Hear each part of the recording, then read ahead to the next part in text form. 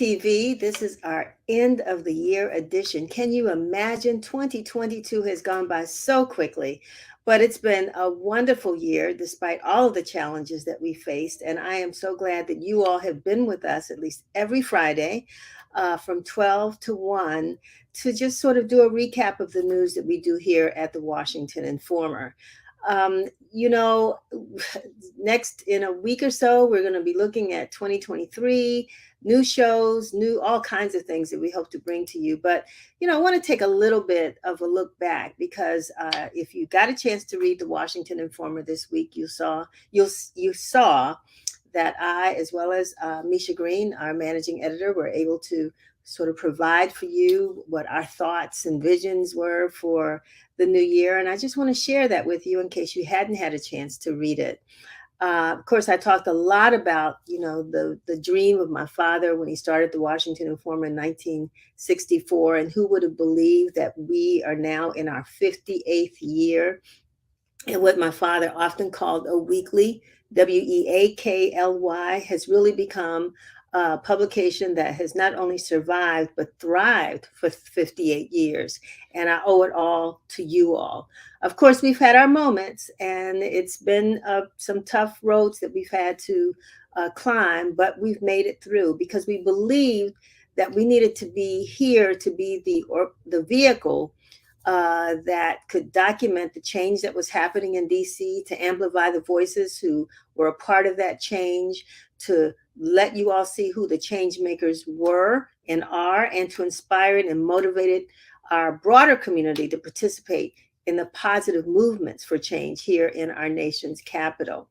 So again, I have to give credit not only to you all, but also to the staff of the Washington Informer.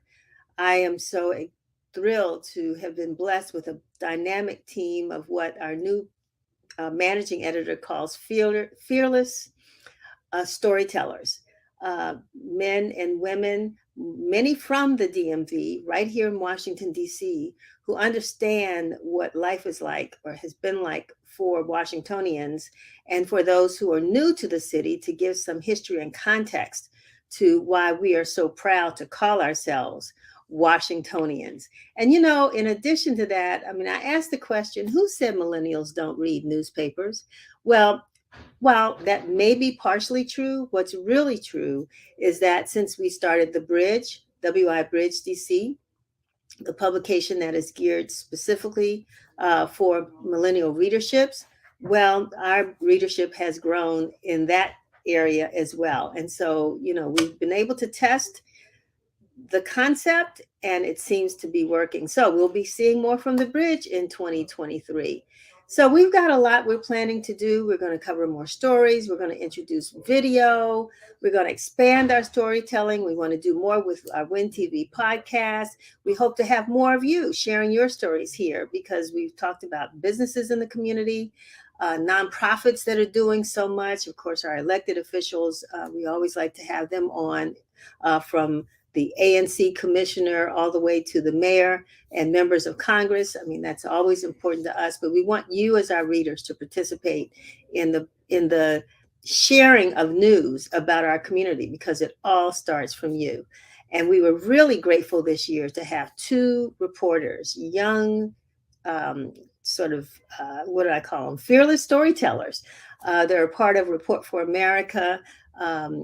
Kayla Benjamin, who has been expanding our coverage of environmental justice, and Linda Way Vilakazi, who covers health equity. And also to have more of our coverage on Black home ownership throughout the DMV. We will continue that in 2023.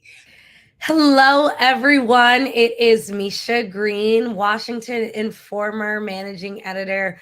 And first of all, I just want to start by wishing you all a happy new year. I hope your holiday season has been wonderful, and despite the cold weather, warm, and just brought a lot of cheer to your lives.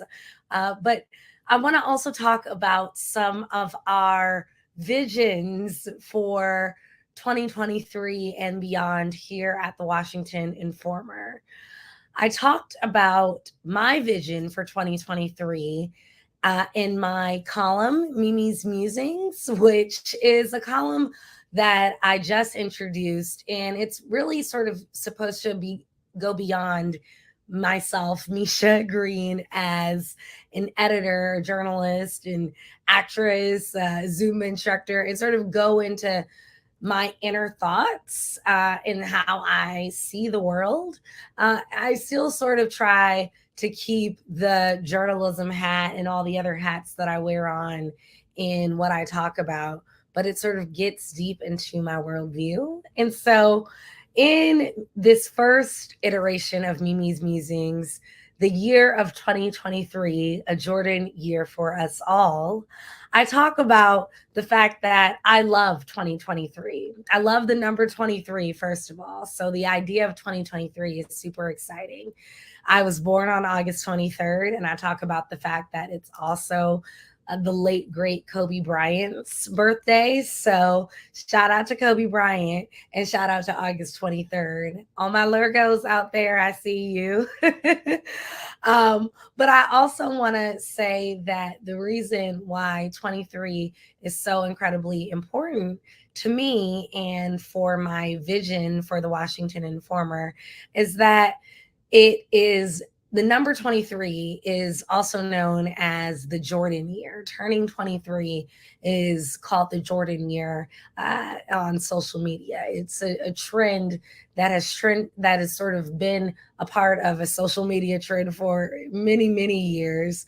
But 23 comes from, and the Jordan year comes from Michael Jordan, the legendary basketball player who rocked the number 23 for a number of years. And we all know that Michael Jordan has been considered one of the greatest basketball players of all time, the GOAT. So I talk about us adopting a GOAT mentality for 2023. It's our year to have amazing achievements, amazing statistics. And I'm really excited for all of us to live into our greatest year yet. I know that's my vision for the Informer, and I know it's my hope personally, and it's truly my hope for all of you out there. So, Happy New Year. And with that said, I am looking forward to all that you all give us to report on and all that we report on in 2023. So I just have to say that, Dr. Rolark made it through the tough times. His example continues to inspire us. We are determined to be fearless storytellers and carriers of the good news for and about the Black community. We are counting on your support in 2023 as well by reading, subscribing, advertising, donating, or just simply sharing the Washington Informer. So before we go, because we've got more, this is going to be an abbreviated program, but we've got more. We want to talk about some of the news highlights throughout 2022. Yes, I am so happy to just look back at all the awesome news that we've covered this year. Our fearless storytellers have been busy. And so I think without further ado, let's look at some of the news of 2022. Now, as we're almost finishing up the year, minus the winter snowstorm around Washington, D.C. that happened in January, we are having record cold temperatures, and we had that in January, and snowstorms all across the U.S. Hunters joined the Washington Informer publisher Denise Rolark Barnes and Martin Luther King III and his family for the annual Peace Walk themed Deliver Voting Rights. And that was also in January. And after more than 18 months of soul searching, the Washington football team in February finally got its new name. That was on February 2nd. And while the franchise kept the burgundy and gold color scheme, the Commanders replaced the original racist name and logo that we originally knew as the Redskins. Cedar Hill Regional Medical Center officially broke ground on the St. Elizabeth's East Campus on Ward 8 on February 17th. And when that happened, when it officially opens, I should say, it will be the only full service hospital east of the Anacostia River, and it will be the first inpatient hospital to open in the city in over 2 decades. It was also a busy month. Sort of March 21st through the 24th, we can remember Supreme Court Justice Ketanji Brown Jackson, and she faced those 4 grueling days of intense and at times brutal questioning during the Senate confirmation hearings. Oh gosh, there was so much in that. Particularly want to highlight Cory Booker's just beautiful tribute to Jackson in saying that she really represented what the strength that Black women have, and that he was reminded of his own mother and all of our ancestors when looking at Justice Jackson. Then March 29th, President Joe Biden signed into law H.R. 55, the Emmett Till Anti-Lynching Act, in a White House Rose Garden ceremony. On April 11th, nearly 200 nurses at Howard University Hospital conducted a one-day strike, picketing in the latest round of ongoing efforts to secure a contract that addresses numerous concerns.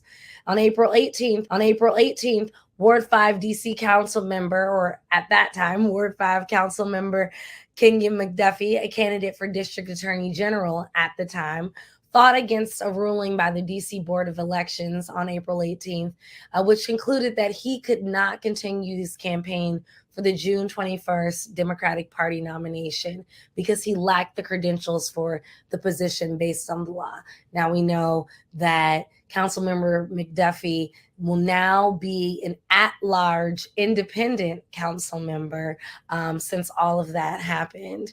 But at the time, that was a big sort of wrench in his campaign for DC's Attorney General.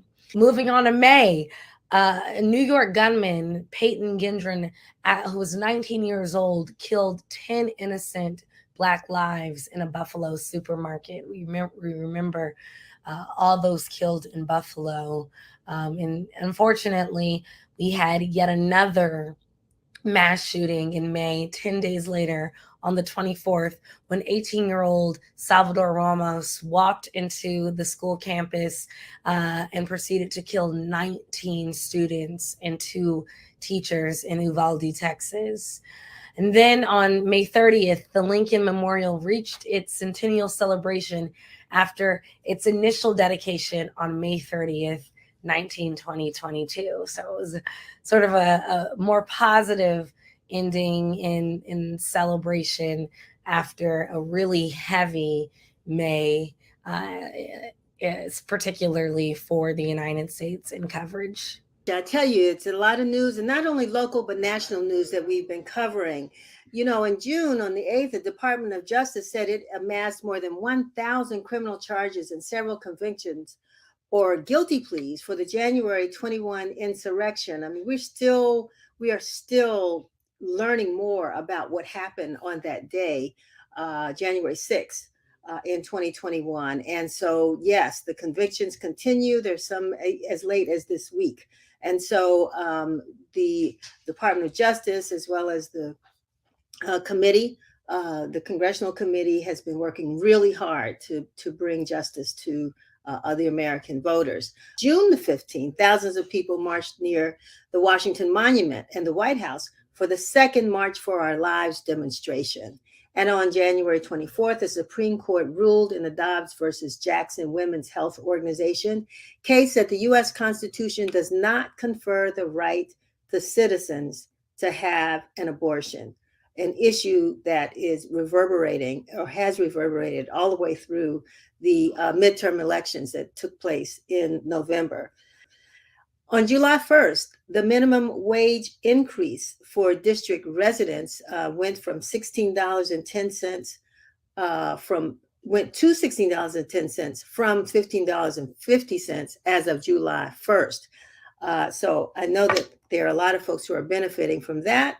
And on July the 6th, the consumer prices are said rose to about 7%, reportedly the highest in 4 decades. On July the 21st, an increase of 20% in active shooter incidents from 2021 and 2020 compelled district government leaders to convene an interagency active shooter preparedness training. We all could use that training because of the incidents that we've experienced over the last few years of mass shootings. And so the district government led leaders in an interagency training. On August the 3rd, Black activist, district native Absalom Jordan, who is very well known in the Ward 8 community because of the work that he has done politically and otherwise, but he is also an activist in the environmental movement in the District of Columbia. So we were proud to do a feature on him. And also in August, the DC metropolitan area was in heavy debate as Mayor Muriel Bowser and local agencies scrambled to find resources to accommodate immigrants bussed in from Texas and Arizona. On August the 10th, 4 Black women firefighters sued the Washington Metropolitan Department of Fire and Emergency Services, alleging consistent denials of compensation increases, job advancement opportunities, and unfair disciplinary infractions. And in September, a curfew was announced by Prince George's County Executive Angela Also Brooks in order to address the carjackings and other incidents that were occurring for those who were 18 and under. It was a juvenile curfew law that was already in place, but County Council Executive Also Brooks decided to reinstall or re-announce that curfew. We're going to go to September the 14th, where many migrant families call now the nation's capital their home. Those who are temporarily living at district hotels included nearly 70 school children who have since been enrolled in the district public schools. And on September the 26th, in Ward 8, the district broke ground and residents celebrated the building of the Asbury, a complex in the Berry Farm redevelopment project. So excited to wrap us up because there's been so much amazing work happening at the end of the year. October 4th, there was help for Black and minority-owned small businesses announced by Vice President Kamala Harris, and she used her time at the Freedmen's Bank Forum to announce this new public and private sector efforts to advance racial equity in the business arena. On October 6th, President Joe Biden announced pardons for all federal offenses of simple marijuana possession. And then on November 6th, DC statehood was the big topic, as it's been all year and will continue in 2023, when U.S. Shadow Representative Oye Owalewa led the supercar parade. And then on November 8th, Wes Moore made history. Moore, an author, investment banker, and now politician, made history as the first Black person elected as governor of Maryland, defeating Republican candidate Dan Cox. And then in December, Metro remembered Rosa Parks, and in dedication to the Montgomery bus boycott, WMATA refurbished and refinished a General Motors 1957 replica of the exact bus that Parks refused to give up her seat on all those years ago. And then on December 8th, Brittany Griner was freed after 294 days in Russian custody, including the last several weeks in a dreaded and dangerous penal colony. The WNBA star was freed. And we've continued to cover Griner and her wife and sort of the world's reaction to her release, and she hopes to get back on the court very soon. To wrap us up, I want to bring on Miss Denise, our fearless publisher, who was at the US Africa Summit on December 13th to talk, to sort of dive in really to all that was happening uh, over downtown at the U.S. Africa Summit, where more than, I think, what was it, more than 45 leaders, African presidents came. So what was going on over there, Miss Denise? Well, I'm gonna tell you, Micha, it was a very proud moment. I think, although folks in the area were a little upset because all of that area around the Carnegie Library, Mount Vernon Square, all of that, 9th Street, everything was shut down completely, even though there were still activities going on in the Walter Washington Convention Center. But when you're bringing in about 45 presidents from countries across the continent of Africa, their delegations, the President of the United States, the Secretary of State, and so many others that came to talk about the advancement of Africa, and recognizing the fact that the United States really needed to step up and do more, and to address, what the Africans are saying, not a handout. I mean, we're not looking for you to give us money or any of those things, but I mean, supporting what we're doing as we continue to grow our nations. And so it was a great event.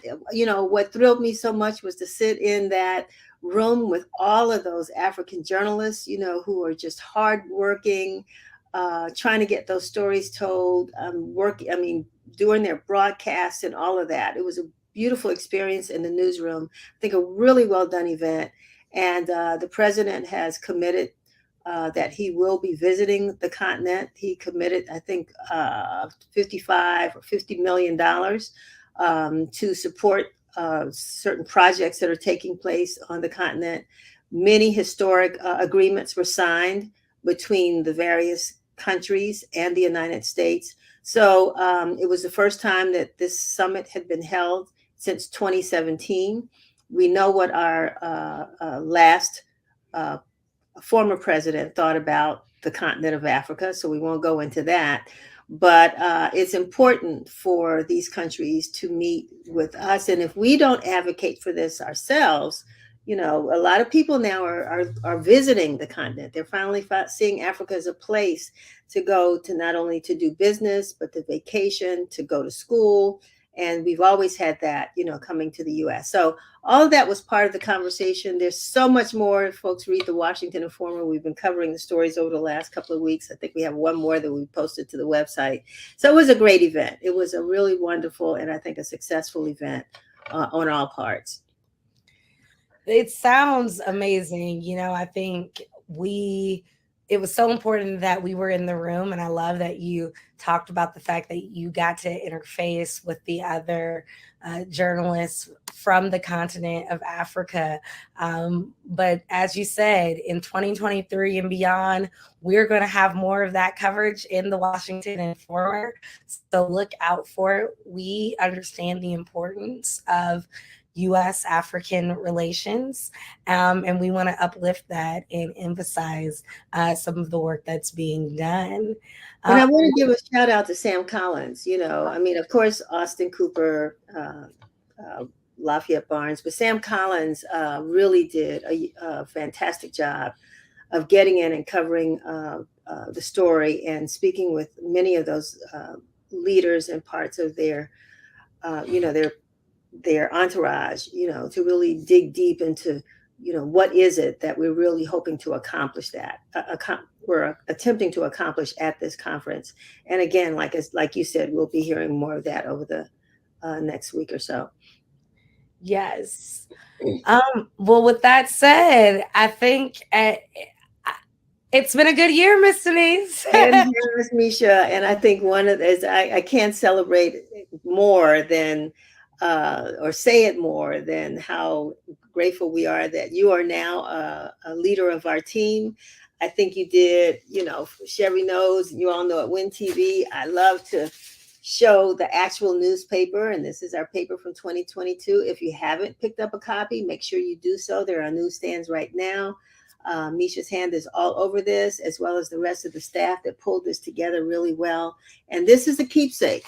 That's what I always say. If you haven't picked up a copy of the Washington Informer all year, make sure you pick up the last copy of the year, because it'll catch you up on all the things that we've been covering, and give you a sense of where we want to go in the next year, in 2023. I'm excited about 2023. Are you? I'm so excited. It is going to be our greatest year yet. And I just know that we have a lot of work to do. So I'm ready to get to it. Well, too bad I can't toast you with a glass of champagne, but I'm still at work. Oh yeah, we can do it that way. We can do our invisible one. Exactly. Cheers. Yes. Yes. Yes. And to everybody out there, cheers to everybody. We hope that everybody has a really safe and really fun, exciting, reflective. If you spend your New Year's in church, pray for all of us. If you spend your New Year's at the club, dance for all of us.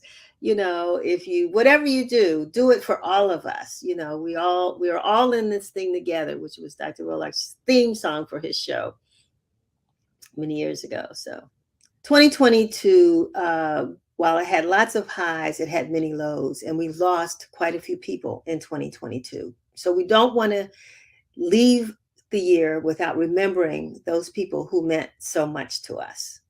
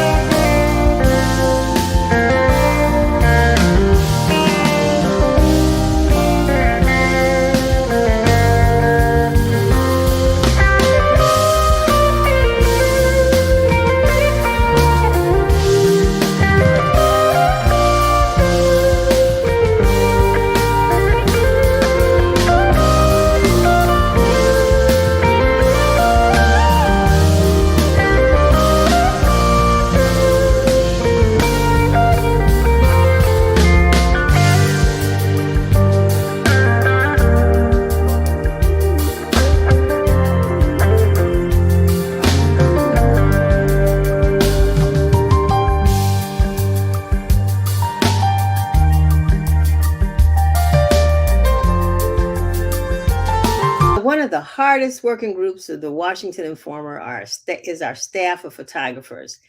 Those men and women really do a wonderful job, and we can see how they captured all of the moments, how they captured all of those moments in the Washington Informer. And we look forward to sharing those moments with you right now.